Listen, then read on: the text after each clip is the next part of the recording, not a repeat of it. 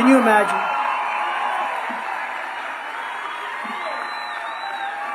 Can you imagine? Weightlifting. You ever see the difference? Weightlifter. They broke the record by, I think, 142 pounds. The record stood for 18 years. They couldn't break it. A quarter of an ounce here, a quarter of an, they couldn't get it. This guy comes along. Have you ever lifted before? No, I haven't. Oh. He broke the record by like 142 pounds. I don't think that record will stand a long time. You know, if we ever get it straight, and we will, because I'm going to sign right away. But when that's straight, women are going to look back and they're going to say, who the hell was it that is 142 pounds more? So we're going to have to bring back those records, I think. What do you think? Yes? Yeah. Because those records aren't going to be broken within the next 100 years by the women. How about the swimmers, where you look at the swimmers, all these great swimmers, and all of a sudden this woman against a guy who's he looks like he's got the wingspan of the great Wilt Chamberlain, right? And he jumps into that pool, and the young women left and right, they're badly injured by the wind as he goes by. They get windburn. I will fully uphold the Second Amendment, and I did a great job in doing that. I will never allow the creation of a central bank digital currency, which is a big thing because they'll take all your money. They'll take all of your money, Don, and you won't know what the hell happened to my money. Of course, the court systems here like to do that, too. They do it. That's like communism, you know. It's sort of when you think it's like a communist move, but digital currency, what do you see? But we'll get rid of that. We will protect innocent life, and we will restore free speech, and I will secure the elections like never have been secured before. Because if we don't have fair and honest elections, and if we don't have border security, if we don't have strong borders and strong elections, we don't have a country. We don't have a country. And remember when I used to talk about the wall? I built this tremendous amount of wall. That's why we had the best record. But they used to say, walls, we don't need walls. We need things flying up in the air. No, you need walls. Because there's only two things in history that work long term. Everything else is obsolete. You do a new computer, it's obsolete in like 3 days. Walls and wheels. You always have walls and wheels. A wall has worked for a long time. Our goal will be one-day voting with paper ballots and voter ID. But until then, Republicans, you have to win, Republicans. Go out and win. When we get in there, we're changing it around. We're going to get rid of all the stuff. Paper ballots, they make special paper today. It's incredible. It sounds crazy, but it's incredible. Watermark. And it's good. And some governors are doing it. Some of the Republican governors have actually already started it. And number one, you're going to save a hell of a lot of money. It's about 9% the cost of doing it the other way. If you took the 10 worst presidents in the history of the United States and added them up, they would not have done near the destruction to our country as crooked Joe Biden and the Biden administration have done. He's destroying our country. So if you want to save America, then get everyone you know out to vote in the Nevada caucuses on Thursday, February 8th. And it's very important for you to help educate all of our supporters that we're not talking about the government-run, universal mail-in ballots. We don't want mail-in ballots.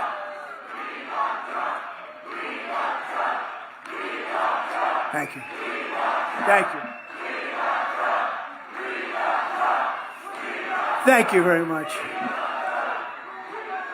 Don't go on Tuesday, February 6th. That's 2 days earlier. Don't do it. Don't use a mail-in ballot. Don't do anything.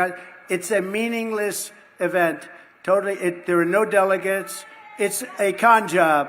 We could have done it, but we really wanted to do it the right way and the legitimate way. And so don't do the 6th, do the 8th. Do the caucus, not the primary. The primary is meaningless. I don't know, maybe they'll try and use it for public relations purposes. Every time Trump supporters, and they need something, they have to go. What you have to do is caucus on February 8th. It's the only way you can vote for President Trump. So caucus on February 8th. And if you need any details, February 8th. If you have any details or need anything, it's Donald J. Trump, did you ever hear of him? .com, okay? So in conclusion, In conclusion, when we leave this 109-degree room, from Henderson to Minden, from Elko to Reno, and from Carson City to right here in Las Vegas, we stand on the shoulders of Nevada patriots who crossed the ocean, settled a continent, tamed the wilderness, laid down the railroads, raised up those great skyscrapers, won 2 world wars, and lit up the most beautiful lights anyone's ever seen right here on the Las Vegas Strip. Together they built America into the single greatest country anywhere in the world. But now we're a nation in decline. We are a failing nation. We are a nation that has lost its confidence, its willpower, and its strength. We are a nation that has quite simply lost its way. But we are not going to allow this horror to continue. 3 years ago, we were a great nation, and we will soon be a great nation again. It was hard-working patriots like you who built this country, and it's hard-working patriots like you who are going to save our country. We will fight for America like no one has ever fought before. 2024 is our final battle. With you at my side, we will demolish the deep state. We will expel the warmongers. We will expel them. We're going to drive out the globalists. We will cast out the communists, Marxists, and fascists. And we will throw off the sick political class that hates our country. We will rout the fake news media, and we will evict crooked Joe Biden from the White House on Election Day 2020.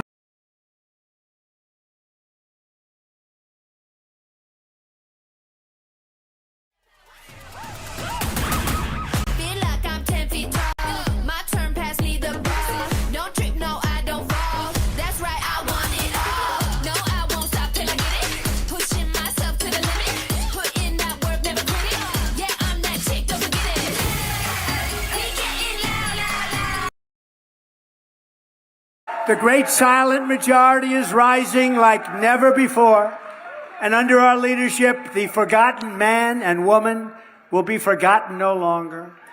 We are one movement, one people, one family, and one glorious nation under God. And together, we will make America powerful again. We will make America wealthy again. We will make America strong again. We will make America proud again. We will make America safe again. And we will make America great again. Thank you very much. Thank you, Nevada. Thank you. Get out and vote. Thank you very much. Thank you. And you know, outside, I don't know if you know what's going on. This place is packed. There's more people outside trying to get it. So if anybody wants to leave, please leave. And does anybody volunteer to leave? No? We have close to 3,000 people outside trying to get in on top. So thank you very much. And thank you, Michael. I'm thrilled to be back in Las Vegas with thousands and thousands of proud, hardworking American patriots. That's what you are. As you know, 2 weeks ago in Iowa, we had a great time in Iowa. 40 degrees below zero. We won the Iowa caucuses by the largest margin in the history of the caucus. Thank you. Thank you. Very enthusiastic people.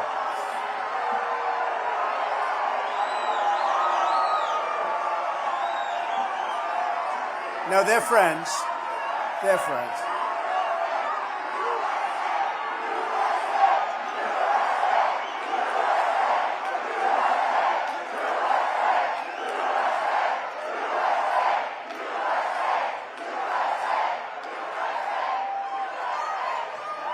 Thank you very much. No, they're actually friends. Enthusiastic friends. Then earlier this week, we had a spectacular victory in New Hampshire. We shattered the all-time record for the number of votes cast from either party. It has never happened in the entire history of the New Hampshire primary. We got the most votes ever gotten by anybody. That's a good sign. And I'm proud that we're the first non-incumbent, and remember this, look at this, in either party to win both. Think of this, Iowa and New Hampshire. We won them both quite easily, thank you. And now we're going to have an even bigger victory right here in Nevada. Perhaps the most astounding of all is we achieved our monumental victory in New Hampshire despite the fact that more than 50% of the voters were not even Republican, you know? They were Democrats and independent. That was a setup, and we still won by a record margin. Over 70% of the votes cast. Oh, wow. I didn't even know this fact. Did you hear this? 70% of the votes cast for Nikki Haley. Did anybody ever hear of her? Bird Brand. Nikki.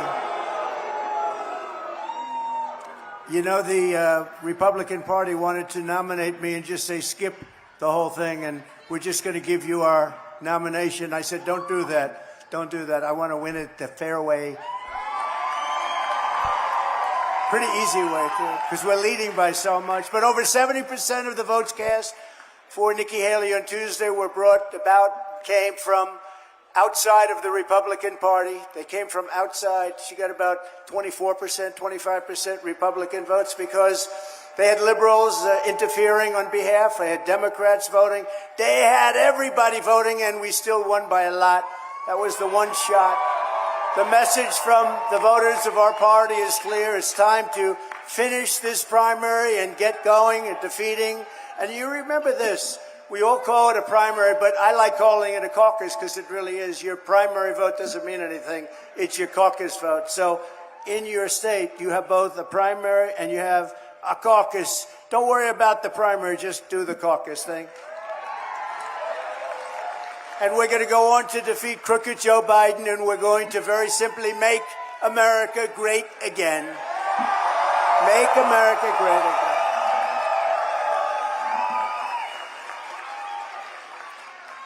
So it's very important to remember that, you have a big thing coming up. Don't waste your time on primary. Waste all of your time on caucus.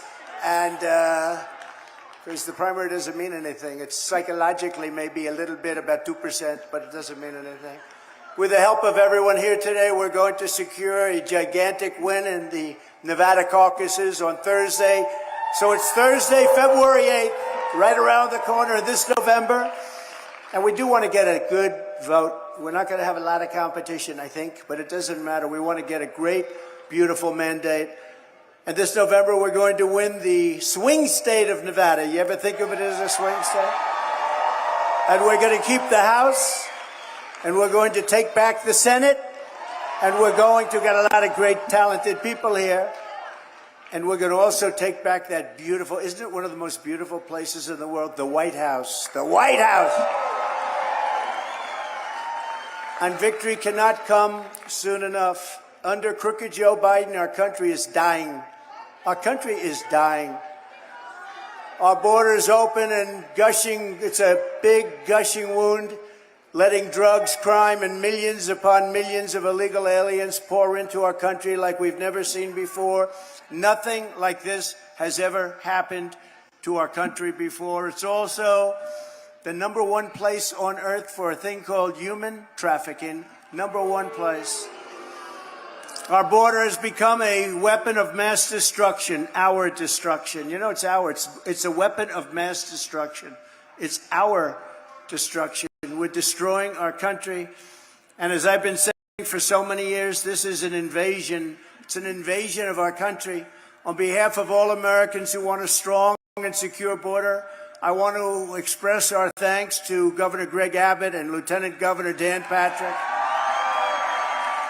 And the great state of Texas, where we right now have about a 40-point lead, for rightly invoking the invasion clause of the U.S. Constitution. It is an invasion. But we didn't need to do it just 3 years ago. We we didn't need anybody's help because we had the safest border in U.S. history. 3 years ago, we didn't need anybody's help. Today, we have a catastrophe waiting to happen. It's a terrible situation. Never had anything like it before. It's the worst border anywhere in the history of the world, and I believe that includes other countries. There's never been a country where millions and millions of people are able to flow in with no vetting, no checking, no nothing. We don't know who they are. We don't know where they come from. They're pouring into our country, and they're coming from prisons. They're coming from mental institutions and insane asylums. They're human traffickers. They're coming in. They're drug dealers. They're coming in. We have no idea, and we have no idea what we're doing with our country. Our country's going to hell because of incompetent or bad people. Terrorists are pouring in unchecked from all over the world. We have more terrorists now. In 2019, I never really believed this fully, but I knew we did a good job on it. In 2019, remember, they said they had no terrorists. They do these checks. I don't know. None sounds like something Trump would say, to be honest. They say, no, only Trump would say. They actually have it down. It's a report, and it says none. And then the following 2 years later, they have record number of terrorists now pouring into us. Same report, record number of terrorists coming into our country. And there's a 100% chance that there will be a major terrorist attack in the United States, or many attacks maybe. And it's all because of what's happened over the last 3 years. When I'm president, instead of trying to send Texas a restraining order, I will send them reinforcements.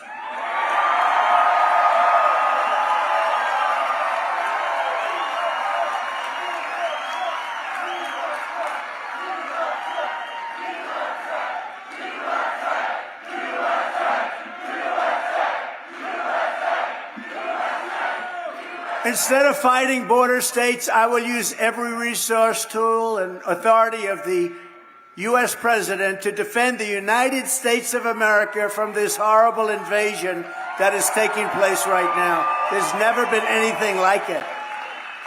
Texas will be given full support, and I will deploy all necessary military and law enforcement resources to seal up the final section of border. You know, we built over 500 miles of wall, fortunately, but they are just, what they're doing is just not even, it's not even believable.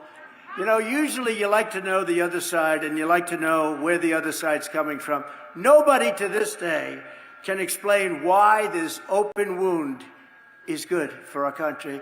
And even politically, why is it good politically? First of all, with the Hispanic vote, we're doing better now than the Democrat Party. So I think it's good for us. But we're going to seal the border, complete it, and we're going to repeal the invasion. You know, remember that in 2016 when I campaigned, everybody remembers that, we had a very bad border. Nothing like today. And I solved the problem. Then when I ran in 2020, and by the way, got the most votes in the history of any president, sitting president, running for president. We got the most vote. We got more votes than any other sitting president. Think of that. But we had a campaign, and we did great in that campaign. Frankly, we did much better in 2020 than we did in 2016, but something happened. Not going to happen this time. Something happened. Bad things happened, but anyway. But I didn't have the border to run on because I did such a good job with the border that the border wasn't an issue. And I went backstage to all of my people. I said, I want to talk about the border. Sir, nobody cares about the border. You solved the problem. I said, so I did such a good job, I took it out of play. And now I'm saying the border is in play like it's never been in play before, because what they've done is they've taken all of the things that I did to make it so good. Literally, we couldn't put it in a speech. Nobody wanted to hear about the border. We had no border problem. We had the strongest border we've ever had in history. But now we can talk about the border because it's never, ever been worse than it is now. I don't think any border in the entire world has ever been worse. Third world countries would fight with sticks and stones to keep people out in that kind. That's incredible. I believe that the number by the end of the Biden administration will be close to 18 million people. That's bigger than New York State. I believe that's going to be the real number. That's the real number. 18 million people. And who does it hurt the worst? African Americans and Hispanics. It hurts the Hispanics and the African Americans first. And when you look at the poll numbers, how well we're doing with Hispanics and African Americans, nobody's ever seen anything like it. They're a little concerned, the Democrats on the left. It was just announced that 302,000 illegal aliens trespassed across our border last month. 302,000. That's an all-time, by the way, that's an all-time record. There's never been a number like that. Last month, 302,000. That's bigger than most cities in our country. Yet unbelievably, rather than helping Texas to build our border security up, crooked Joe Biden is fighting Texas to tear our beautiful border security down. They're cutting all the wire. Let's cut the wire, let everybody in. No, they want open borders. They could have solved, in 3 weeks, I would have been able to get another 150 miles of wall up. Think of that. All they had to do, the wall was there. All they had to do is put it up. It was all set to be put up. And you know what they did? They sold it for 5 cents on the dollar. They sold it as scrap. They want to have open borders, and you're going to remember that come November. And now they're trying to blame anybody that they can. They're going to blame your great Lieutenant Governor who's here. I appreciate it. We're going to introduce him in a second. They're going to blame you. They're going to blame the governor. They're going to blame me. They're going to blame everybody. They're going to blame Leo. They're going to blame Leo 2.0. Look, Leo. They're going to blame you, Leo. But Leo can handle it. That's one thing. Leo can handle it. Thank you. But let there be no doubt, what Joe Biden is doing is a crime against our nation. It's an absolute betrayal of our country, and it's an atrocity against our Constitution. Nobody's ever seen anything like it. Crooked Joe will not get away with these crimes. He will be tried at the ballot box in November, and you will go back to having the strongest border, even stronger than I gave you, but we'll take that too. We'll take anything when you look at what's happened to our country. And with your vote, he will be judged and convicted by the American people of this atrocity that he's done. Nobody can believe what's happened. Under the Trump administration, we ended catch and release. Remember catch and release? You know what release is?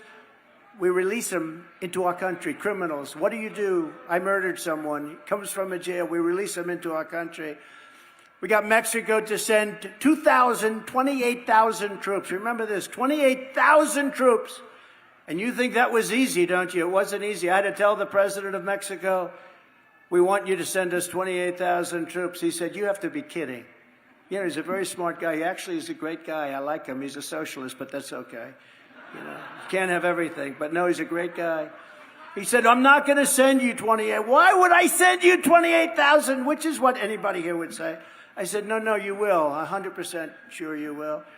He said, I'm not sending troops. I said, you will. Send me your rep. I don't want to get into an argument with you. I like you too much. Send me your top negotiator. And he sent this very handsome guy. And he actually came into New York, and I met him in New York. Can you believe that? And we met during the United Nations, and I said, we need 28,000 soldiers. We need remain in Mexico. We need catch and release in Mexico. This is now catch and release in Mexico. There's a little difference, right? Not catch and release in the USA. But I went to the Border Patrol, Brandon Judd, fantastic. I went to Tom Homan separately. I went to a whole group of incredible patriots. And I said, give me the top 10 things. And I was dealing with a woman from the State Department who's a very quality woman, but a lousy negotiator. And she said she was there 24 years. And she said, I worked in Mexico for 24 years, so you're not going to get any of these things. I said, give me a top 10 list. Strength. To our benefit with strength. And Israel would have never happened, and Ukraine would have never happened. There wouldn't have been an attack on Israel. There wouldn't have been an attack on Ukraine, and we wouldn't have had any inflation. Inflation was caused by energy, by fuel, by oil going to $100 and $110 a barrel. But our border was perfect. But remember this, so I did the imitation, and The next day, all over television, see Trump get off. He can't get off the stage either. They're the same. Then they said, we don't like these 81, 82-year-old people. I said, I'm 77. 5 years is a big difference. But you know, no, they always say I'm 81. They say like we're not the same age. But you know what? I know guys. I know one man who became a billionaire. He was sort of not a loser. He was a very smart guy, but his whole life he never was able to make money. On his 80th birthday, he made a deal, and he became a billionaire from 80 to 90. And to this day, he's very sharp. He was sharper, and he told me he felt stronger and smarter. I'll tell you what, I feel sharper now than I did 20 years ago. I really do. I don't know. It's probably not true. It's probably not true.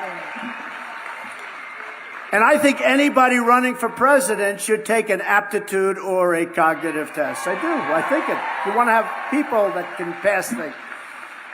And I took one in office. Remember, they were saying, first they said, this guy is brilliant. He wants to take over the world. He wants to take, that didn't work.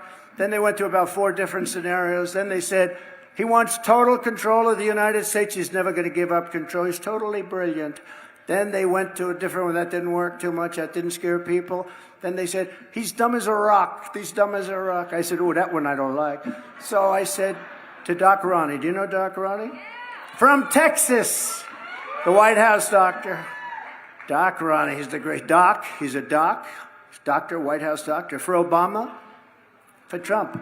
He was Obama. And they asked him, who is in better health? Who's more physically fit? You know what he said? Trump. And I said, I'll endorse that guy anytime. He said Trump would live to 200 years old if he wouldn't eat so much junk food. Sort of interesting. Dr. Ronnie Jackson. So he was an admiral, a doctor, White House doctor. Now he's a great congressman from Texas. And I said to him, you know, Ronnie, I'd like to take a cognitive test. I never heard of it before, but whatever it is. I like tests. I've always liked tests. Tests are very interesting. And, you know, I had an uncle. He's the longest-serving professor, Dr. John Trump, in the history of MIT. Same genes. We have genes. We're smart people. We're smart people, you know? We're like Mr. Lieutenant Governor, we're like racehorses, too. You know, the fast ones produce the fast ones, and the slow ones doesn't work out so well, right? But we're no different in that sense. But I said, so what do you think, Ronnie? He said, well, you're going to take it. The thing is, it's a very public test because we're doing it at a great hospital, Walter Reed, a great hospital. They have incredible doctors. I said, is it tough? He said, yeah, it's a tough test. The first couple of questions are easy, like they'll have a lion, a giraffe, a whale, and a shark. And they'll say, which one's the lion, okay? And that's all the press covered, the first question. They didn't cover the last question. Multiply 4,733. Multiply times 7. Divide, without paper and pencil, by the way. Divide it by 4. Add up another 37 and a half, 0.5. I remember that. And what's your number? How many people in this room could do it? Not too many.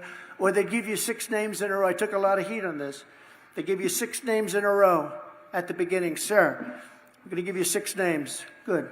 They look at them. A chair, a hat, a badge, a necklace, and they vote. Those things. We're going to give you 6 things. And I say, good, what's going on? Can you rename them? So I name them. Then they go back, and if you can do it in order, that's even better. I do them in order? Perfect. Then they come back to you 30 minutes later at the end, last question. They say, what were those 6 things? That there aren't too many people. And they laughed. Everyone said, oh, that's so easy. There's only about 2% of this room can do it, but I did it. I did it very easily. But I got mocked. They said, oh, that's so easy. It's not easy. It's not easy. Go home and try doing it, okay? Go home. So I took a cognitive, and Ronnie announced that publicly, you know, there were doctors sitting there, a team of doctors. He said, the bad thing is if you do poorly, sir, it's going to get out. I said, will it get out if I do well? Yeah, but not nearly as much, because that's not what the fake news wants, right? So I aced it. And then recently I took another one because I had my physical exam, which worked out very nicely. I feel I have an obligation to take a physical exam. Excellent exam. I took a cognitive test, excellent. And I would challenge most of the people running to cognitive tests, because most of them couldn't come anywhere close. And you have to be able to do that, because these people are people of misinformation and disinformation. And you have to be able, but I really believe it's important. I don't know, they say it's not constitutional. I don't know why. They say it's not constitutional to take an aptitude or cognitive test. But I think anybody running for president, that includes other positions, I think taking certain tests, cognitive tests, aptitude tests, I think that would be a good thing, personally. I think, age, I don't care if you're 35 years old, but we want intelligent people. Now, that's not a pure sign of intelligence, but we want people that are intelligent. So I'm going to go out and I'm going to say, that's my thing.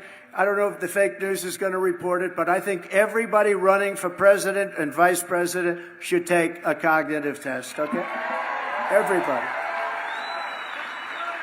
And you would be amazed at how many people would fail it. So now Biden is trying to guess. How do you think he's doing a test, okay? He might not get that first question right, actually.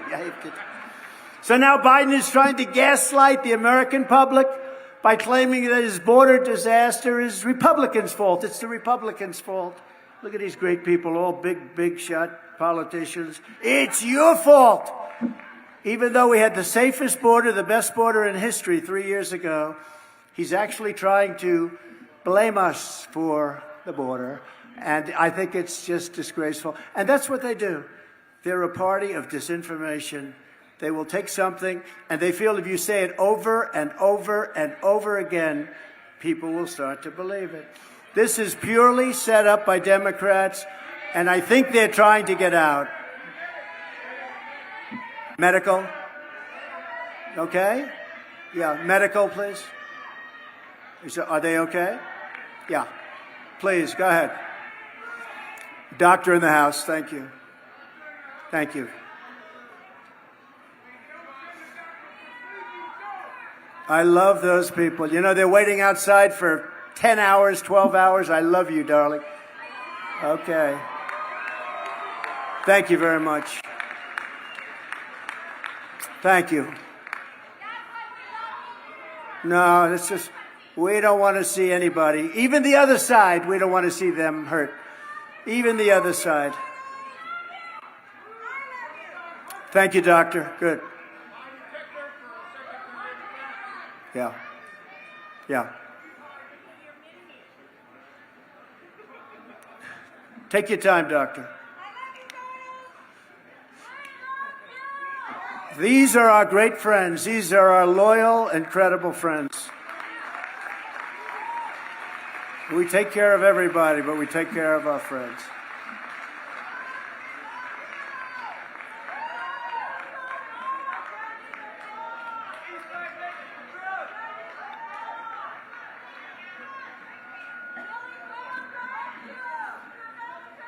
You see, if this were the State of the Union address, I wouldn't do that, because it's got to be this way. You can't say, oh, but we're all very good friends. We love each other. It's very hot outside. We have to do it. Right? Right, Robert?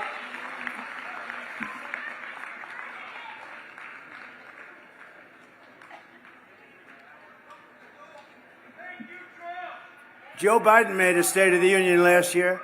It was the worst speech I think I've ever seen. And I listened to MSDNC and CNN, and they said, this had shades of FDR. I said, you got to be. You know, FDR was a very good speaker, very elegant speaker. They said it was shades of FDR. I don't think so. You looking good, doctor?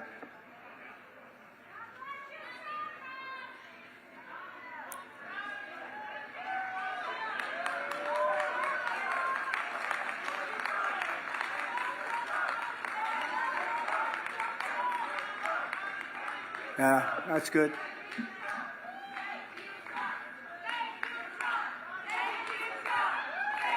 Thank you.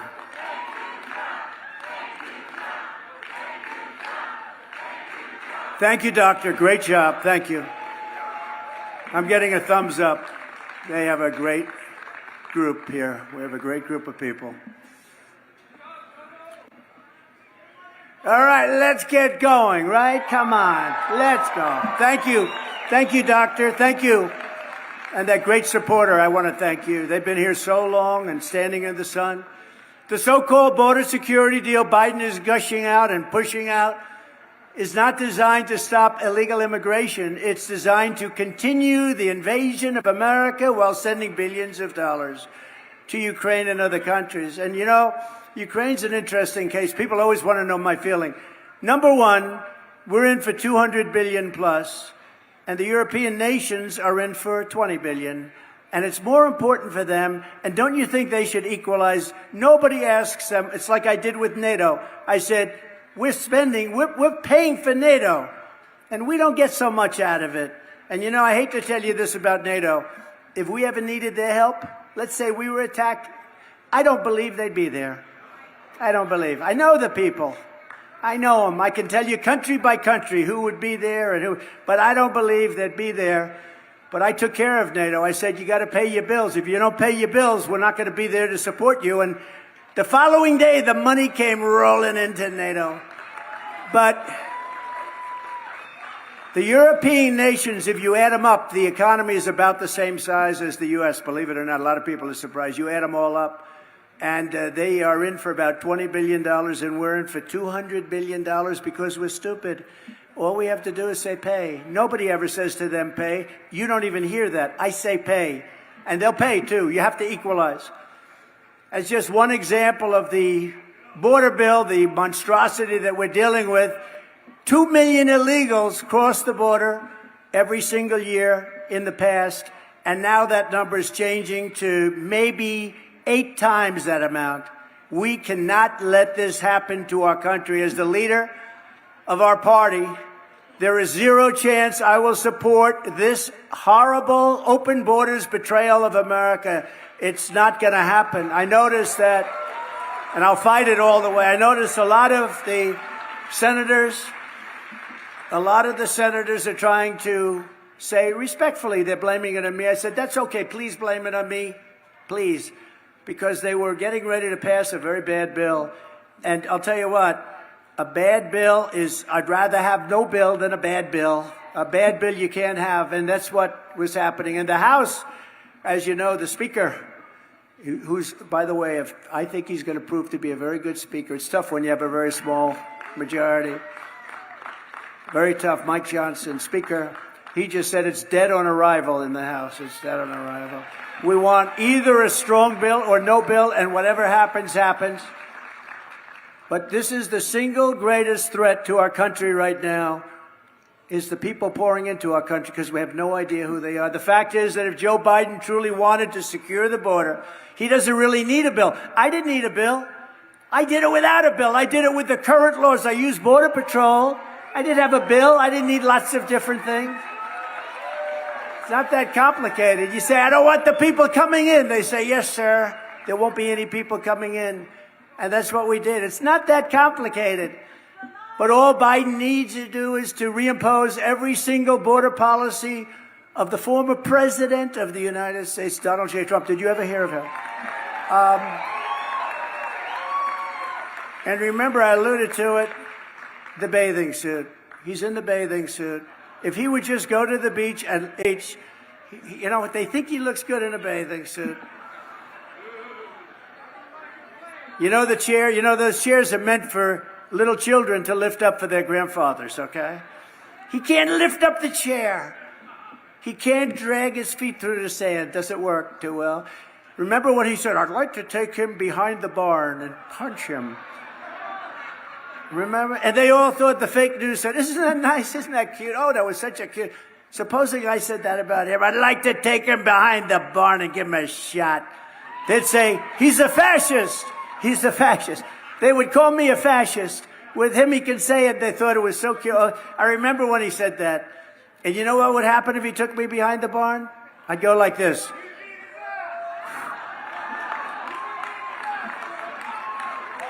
It would happen very fast. It would be over very fast. But they called me a fascist when I suggested it. Every day, Biden's extremist open borders agenda is destroying innocent lives. Last month in Texas, A savage, illegal alien monster was charged with brutally murdering a 16-year-old Texas high school cheerleader, murdered her, stabbing her 19 times and leaving her body in a bathtub. He was let into our country illegally.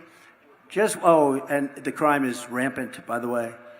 In New York, in the Roosevelt Hotel, they say they're fighting everybody, including themselves. They're beating the hell out of each other. This is a rough group of people we're letting in. Many of them are very rough people. These are not babies. Again, they come from prisons and jails, right? They come from mental institutions. These are rough people. These aren't babies. The only thing is they make our prisoners look like very nice people. Just weeks ago, a 5-time deported illegal alien who claims he was possessed by a demon was sentenced for beating and raping a young woman with special needs in what one law enforcement official described as among the most heinous crimes that she'd ever seen, 15 years that she'd ever seen in law enforcement. And just recently, a vicious illegal alien criminal who was wanted for murder all over the planet, wanted. Everybody knew this person, not a good person, was discovered living as a fugitive right here in Las Vegas. Isn't that nice? We have no choice. Within moments of my inauguration, we will begin the largest domestic deportation operation in American history. No choice. We have no choice because this is not sustainable. It's no wonder Joe Biden and his thugs are so desperate to stop us. They know that we are the only ones who can stop them. They know that. That's why they're weaponizing law enforcement for high-level election interference. You know that. And I'm the victim of it, but that's okay.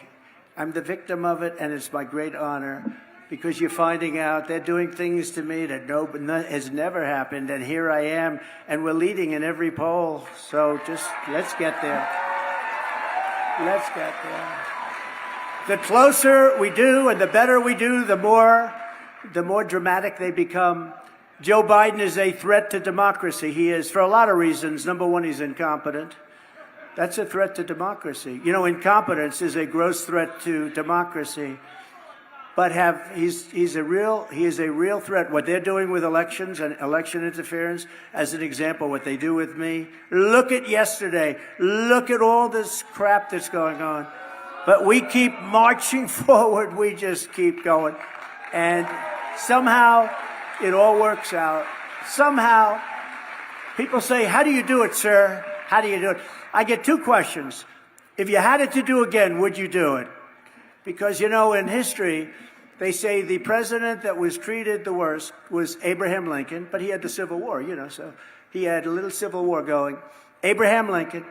And Jackson was treated very badly, and a couple of others were treated. Andrew Jackson, he was treated very badly, and a few others. And I haven't seen the new list, but if I'm not number one over Abraham Lincoln, I will be very disappointed because I don't believe any president's ever been. And they do that because their policies can't work. This is the only way they think they can win because we have strong borders. We have strong elections. We have to. If you don't have borders and elections, you don't have a country. And we have strong borders, and we're going to have very strong elections. So virtually every poll has us crushing Crooked Joe in the general election, defeating, well, you saw the ones that came out today. 1 at 6, 1 at 7, 1 at 8, and 1 at 11 in the swing states. Well, Nikki Haley, have you ever heard of her? I didn't know she was still campaigning. She's still campaigning? Oh, she was just endorsed by Liz Cheney. Can you believe it? If Liz Cheney ever endorsed me, I say, no, I don't want it. I don't want that. And there's a comparison graphic that they're going to put up on the screen, which is sort of interesting. But we're beating everybody. We're beating her by a lot, but we're beating Biden. She can't beat Biden. The polls are showing, the most recent polls, because she doesn't have Republican support. You know what she doesn't have? She doesn't have MAGA. She doesn't have MAGA. There's no MAGA. The radical left Democrats want Nikki Haley because they know she's the easiest person to beat, and she will. She doesn't have Republican support.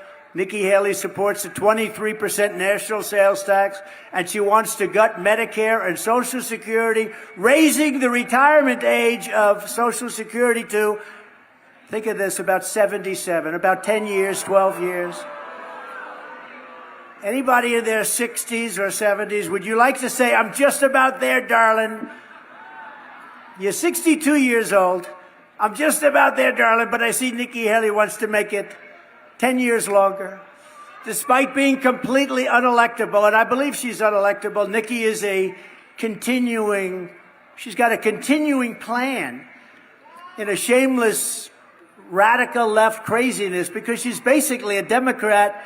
She's almost a radical left Democrat, which is hard to win elections like that, but it's like they use certain things as like a Trojan horse in the Republican primaries. Haley made a corrupt deal to sell out to the radical left, taking the Democrat money from donors and recruited all the votes. In the primaries that you just saw, she got killed in both of them. You had Iowa, you had New Hampshire. She got absolutely beaten badly. And she tried to cancel out Republicans, and she sort of did. She only got 25% of the Republican vote. In Iowa, where she came in a distant third. Remember, we have Ron DeSantis. Now, I've terminated that other name, right? They asked me. They said, what about the sanctimonious? I said, no, I put that into retirement, that name is. So now I call him Ron DeSantis. But Ron DeSantis came in second. He didn't come. She came in third, a distant third.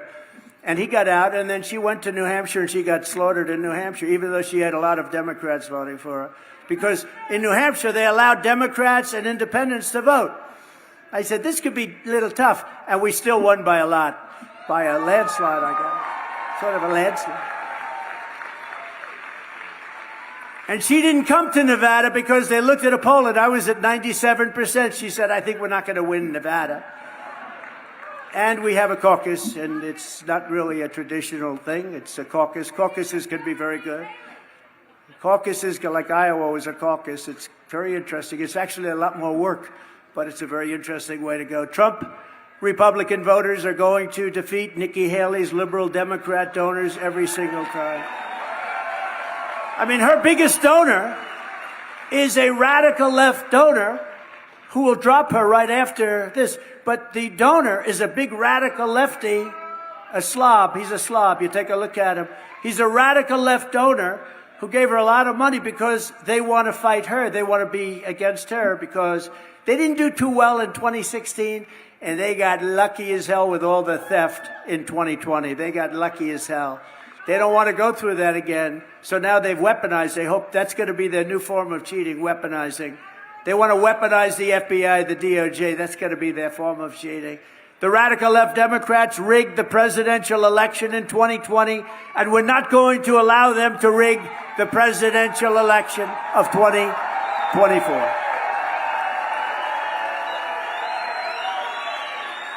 And every time the radical left Democrats, Marxists, communists, and fascists indict me, I consider it a great badge of honor because I'm being indicted for you. I am being indicted for you. Think of it.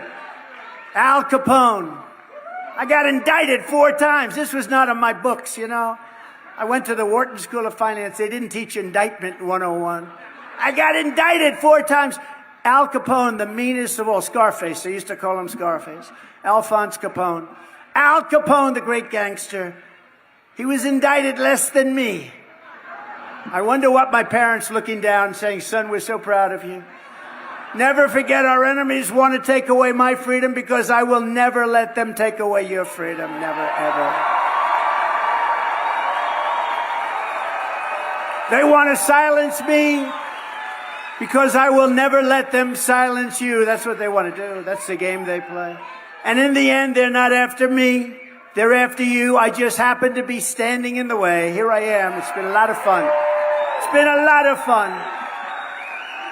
Had a good time. You get indicted because, you know, one of the indictments, he fought the election. Yeah, the election was rigged. Of course you fight it. By the way, you still have them fighting the 2016 election. I think every Democrat congressman and senator fought the 2016. It's okay for them, but if we fight it, but we actually caught it. And it was rigged, and it was stolen. Did you see where Biden, 2 days ago, said, I want to see the real governor of Virginia? In other words, he said the election was rigged and stolen. Is he going to be indicted for that? What do you think, Robert? I don't think so, right? I don't think so. I don't think so. We're delighted to be joined today by a lot of people that are great leaders of your state. A man who's done a fantastic job as lieutenant governor, Stavros Anthony. Stavros, thank you very much. Thank you. Republican National Committee woman, Sigal Chetah. Sigal, sit up. Thank you, darling. Sigal. Clark County Chairman Jesse Law. Hi, Jesse. Thank you, Jesse. Will you make sure they don't cheat in Clark County? I'm putting you in charge. Because we had a lot of problems with Clark County last time. Thank you, Jesse. I appreciate it. Esmeralda County Chairwoman Teresa Barnes. Teresa? Thank you. Thank you. Teresa Barnes. State Senator Jeff Stone. Good guy, too. A good guy. Thank you, Jeff. Good job. Nevada Assembly members Richard MacArthur, Greg Hafen, Toby Yorick. Thank you, fellas. Got a lot of power in this room. We got a lot of power in this 100-degree room, don't we? You know, the fake news, sometimes it's 100, 110 degrees. Sometimes in some of these buildings weren't built for this, right? Crowds like this. And if I'm a little bit wet, they say, oh, he was sweating. He was sweating. I don't think there are too many people up here that wouldn't be sweating. Not too many people could speak the first paragraph. But you know what? It's great. And the people are getting very close to getting in now. I hope they haven't missed too much. U.S. Senate candidates, really good people. Ambassador Jeffrey Gunter. Jeffrey.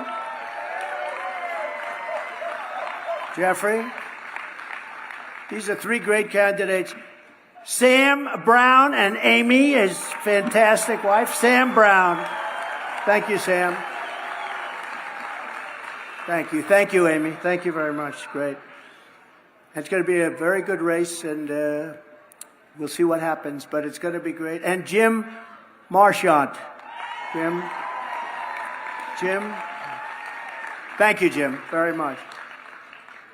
Jesus Marquez is the American Christian Caucus leader. Jesus, thank you very much. And Wayne Allen Root, man, he's something. Wayne Allen Root, I think he's back there with the fake news. And a guy who I just happen to love. You know, he used to be a Democrat. I used to watch him on Sean Hannity as a Democrat. And somehow he flipped. I don't know if he's a Republican, actually. I'm not sure. I don't think he is. But he is a Trump guy. That I know. Leo 2.0, Leo Terrell.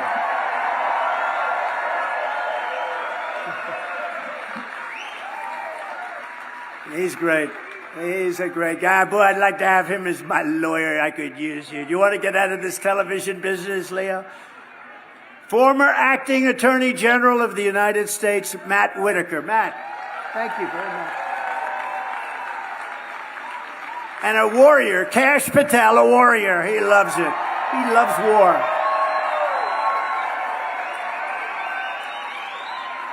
And one of our big television stars, and you know who he is, he's been to a lot of rallies, and he had a tragedy this week. His son passed away. Fentanyl. And he is a fantastic person and a great television personality, but your boy is up there looking down on you, Rick Harrison. He's looking down on you, and he loves you, and he's proud of you. And it's not an easy deal, the fentanyl, so very special guy. One of the best developers you'll ever see. He's big, he's rich, but he's a high-quality man, builds some of the most beautiful things you'll ever look at. Robert Bigelow. Robert, please. Good-looking stuff. Thank you. And another tremendous businessman. He just sold his company for like $3 billion. He's very solid. He's very liquid. But he has done a fantastic job, and he loves this area. This is where he grew up. He was born here. He's built here. He's done a fantastic job. Don Ahern. Don Ahern. Don, thank you. Thank you, man. Thank you. Well, we love you, too. You've done a hell of a job. So our top phone call volunteer, these are the people, Don, I have to introduce. This person made 114,000 phone calls. Rose Worrell. She's made like hundreds of thousands. Where is Rose? Right there, Rose. We love you. You're more important than these rich people, Rose. Thank you very much. And our top caucus captain, Marie Arena, who's done over 100,000, think of this, hundreds of thousands of calls, but she's got hundreds of friends coming to the caucus, and they'll be leading the caucus, and I want to thank you very much. She's been with me since 2015, if you can believe that, right? 2015. So I want to thank you both very much. It's beautiful. That's beautiful. And sign up to volunteer, and you get one of those beautiful caucus caps like we gave out. I noticed we gave them out in Iowa. Everybody wanted those caps. I wanted one. I wore one all day long. I loved it. I like it better than any other cap I think I've ever had. From the very first day that we take back the White House from crooked Joe Biden, I believe we're going to have the greatest 4 years in our country's history. I believe that. I believe that. Or I wouldn't be doing this. I wouldn't be doing it. You know, if I wasn't running, or if I was in 4th place, 5th place, 7th place, we started off with 12. Sort of reminds me of 2016. We started off with 18, including me. And then week by week, boom, boom. It was like chopping down a tree. Boom, what a great feeling. Boom, boom, boom. We started off with 11. The first few fell off fast, and then they got a little bit tougher. Bum, bum, bum. And now we're down to 1, and she's not doing too well. She's in South Carolina, and I'm leading by 78 points. It's a lot. But I wouldn't do this. And, you know, if I didn't think we could do a great job, because we had among the greatest 4-year periods in the history of the presidency. You know, think of the things. We cut your taxes more than the Reagan tax cuts. #1 biggest tax cut, #1 biggest regulation cut in history, which is even, frankly, for the business people, more important. It employed so many. We had the greatest economy in history. We rebuilt our military. We defeated ISIS. Everybody said, you can't defeat ISIS. We came out with right to try. That's space-age medicines that can't be used for years because they're under. You know, I used to say, why don't we use these great medicines? Sir, we can't use them. People may get hurt. Well, no, these are people that are terminally ill. They didn't want to do it because the insurance companies had a problem, the labs had a problem, doctors had a problem, and the country had a problem. One of the people said, we don't want to get sued if they die, but they're going to die anyway. So I said, why? They've been trying to get this for 71 years approved. I got to go right to try. And we have saved thousands and thousands of people with this, the right to use certain space-age medical. The medicines that they're using wouldn't be out for 5 or 6 years. And it's really turned out to be the opposite. Thousands of people are now living. Some of them are living, they were terminal, and now they're living perfectly. They don't even have to go back. I mean, it's gone, what they've done. And in the old days, which was 6 years ago, people would go, they'd go to Asia, they'd go to Europe, they'd go all over the world looking for a cure, and they'd usually come back home and die. Or if they didn't have money, they'd go home and die. Now, you sign a piece of paper, there's no liability to anybody. They give you these new drugs, pills, shots, whatever it might be. And many, many thousands of people are living now that would not be living. So we did so many things. Rebuilding our military was so great. Unfortunately, we gave 85 billion of it to Afghanistan because we had a bunch of not smart people running that operation. Under my leadership, virtually everyone was better off, including, very importantly, our cherished Hispanic American community.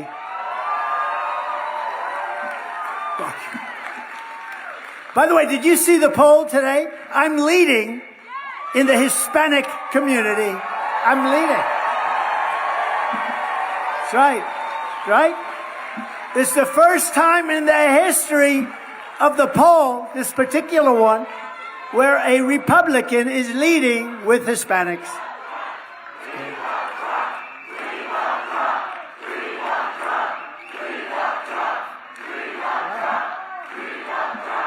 Wow. Look at over there. Look at over there and over. Look at all the people that couldn't get into this place. Wow.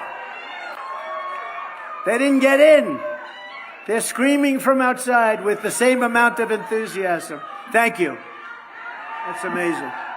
You know what? That's like a poll. You know that, right? That's better than a poll.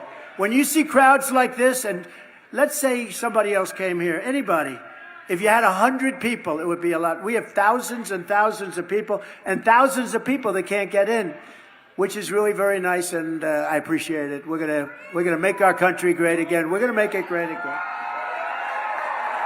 When I was your president, Hispanic Americans had the lowest unemployment rate in the history of these polls. You know, these polls have gone back a long way, but they never had numbers like you're having today.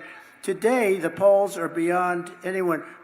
6, 7 years ago, you had actual numbers, not polls. You had actual numbers where they were the best till that time. We're blowing them away, and we're blowing them away with African American people who are the single most affected people by what's happening at our border.